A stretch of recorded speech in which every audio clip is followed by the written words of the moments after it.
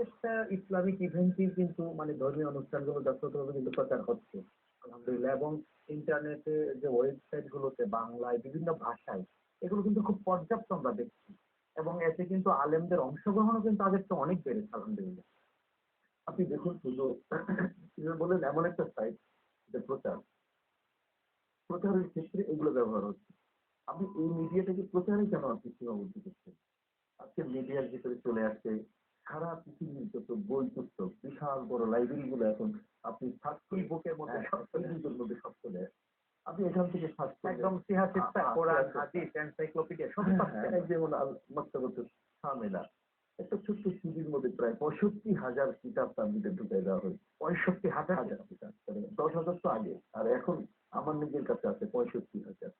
65,000 কিতাব পুস্তক একটা সিডির মধ্যে ঢুকাই দেওয়া আর এটা ঠিক ওইভাবে দেখা, এটা কি মনে করা যায়?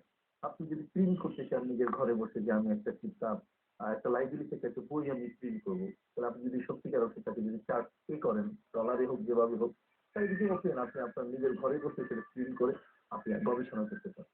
আজকের পৃথিবীতে মিডিয়ার মাধ্যমে ইসলামের এত বেশি প্রচার এবং প্রচারণা সম্ভব। আপনি জানেন আমি প্রায় তো আমাকে আল্লাহ তাআলা, আমি আমেরিকায় যাই, ব্রিটেনে যাই, ইউরোপের বিভিন্ন দেশে যাই, অবাক হয়ে যাই যে তাদের দেশগুলোতে আমরা যখন কোনো সেমিনারে সিম্পোজিয়ামে কোনো সবাই যখন কথা বলি তখন এই যে ইন্টারনেটের মাধ্যমে নেট এটা এত অ্যাভেলেবেল তাদের ওখানে যে আমরা কথা বলছি একজন বাসের যাত্রী বসে বসে কিন্তু বাসের ভিতরে আমাদের ছবি সহ সেখানে আলোচনা শুনছে। ঠিক এমনি করে যারা আশপাশের 10 মাইল 20 মাইল এরিয়ার মধ্যে তারা কিন্তু সেখানে মানে পুরো বিশ্বটা একদম হাতের মুঠোয়, তারা কিন্তু আমাদের কথাগুলো গোপন করতে হয়। আমরা আরেকটা প্রশ্ন ওয়ালাইকুম আসসালাম ওয়া রাহমাতুল্লাহি ওয়া বারাকাতুহু। আমি গাইবান্ধা থেকে বলছি, আমার নাম আলহাজ আব্দুল সাত্তার খান। আমার খুব সংক্ষিপ্ত একটা প্রশ্ন, টিভিতে যে ইসলামী লাইভ অনুষ্ঠানগুলো হয় যেমন মিলাদ, মুনাজাত, আমরা দর্শক হিসেবে কি তার সামনে সরাসরি অংশগ্রহণ করতে পারবো কিনা? Please explain in the light of Quran and Hadith. ধন্যবাদ আপনাকে। জি, আপনাকে বলতে চাই যে আসলে এই ধরনের অনুষ্ঠানগুলো লাইভ লাইভ শব্দের অর্থ হচ্ছে জীবন্ত চলমান একটা অনুষ্ঠান।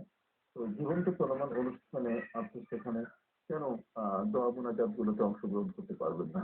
তার বিরাজেও হ্যাঁ একটি কথা সেখানে বলা আছে যে যদি মাইকের মাধ্যমে অথবা যদি কোনো ক্যাসেট দিয়ে আজান শোনানো অথবা যদি কোনো ক্যাসেটের মাধ্যমে রেকর্ডে যদি কোনো কোরআন তেলাওয়াত শোনানো হয় এবং সেজদার আয়াত যদি সেখানে শোনা হয় তাহলে ওই শ্রবণটাতে সেজদা নাই।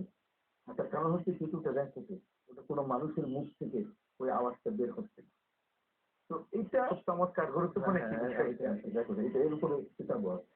তো মূল আমার ভাই যেটা বলেছেন কোরআন এবং হাদিসের আলোকে যে বিষয়টা সেটা আমি বলতে চাই যে আসলে এই বিষয়গুলো এগুলো হচ্ছে আপনি যেটাকে বাস্তব দেখছেন একজন শিক্ষকের না না না একজন শিক্ষক তিনি টিচিং দিচ্ছেন আমেরিকায় আর আপনি ঘরে বসে তার কথাগুলো শুনে শুনে আপনি সেগুলো লিখছেন এবং তার প্রমাণগুলো আপনি মানতেছেন। তো এগুলো যদি মানা যায় তাহলে কেন আপনি আপনার ঘরে বসে আপনি মিলাদে কেয়ামে দোয়া মোনাজাতে কেন আপনি অংশগ্রহণ করতে পারবেন না? আমি আমার ভাই গাইবান্ধার সেই জনাব আব্দুল সত্তারকে বলতে চাই যে আমাদের দেশের পীর মাসায়েখ তারা তো অনেকেই মনে করেন মিডিয়া গুলো এই টেলিভিশন থেকে দূরে থাকেন যে না এটা হয়তো কোনো ক্ষেত্রে নেওয়া যাবে না, এটা আনা যাবে না, দেখা যাবে না। কিন্তু আমি লন্ডনে বসে দেখেছি সেখানে নূর টিভি একজন পীর সাহেব একজন দরবেশ সাহেব তিনি কিন্তু এটা চালু করছেন। তার অর্থ এটা চালু করেছেন এই কারণে যে দেখে রাখছেন এটা তরিকা সিলসিলা এটাও মিডিয়াতে যে সম্ভব তিনি দেখাই দিচ্ছেন যে এইভাবে আল্লাহর পথে আসতে